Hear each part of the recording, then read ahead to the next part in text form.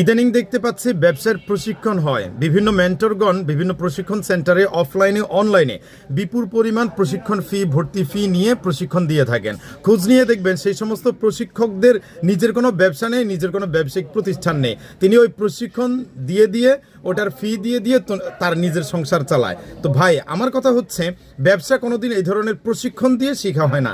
ব্যবসা আপনাকে শিখতে হবে মাঠে কাজের ময়দানে নেমে, তারপরে শিখতে হবে। একজন ব্যবসায়ীর আন্ডারে থেকে আপনাকে ব্যবসাটা শিখতে হবে। প্রশিক্ষণ সেন্টারে যে সমস্ত সূত্র শেখানো হয় ব্যবসায়ের জন্য, বিজনেসের জন্য যে সমস্ত পলিসি বলা হয়, বাস্তব অভিজ্ঞতায় যখন আপনি ময়দানে কাজে আসবেন তখন দেখতে পাবেন যে কোনো কিছুই কোনো কাজে লাগছে না, সব জিরো। বরং বাংলাদেশের ব্যবসায়িক পরিবেশ পরিস্থিতি সম্পূর্ণ ভিন্ন দেখতে পাবেন।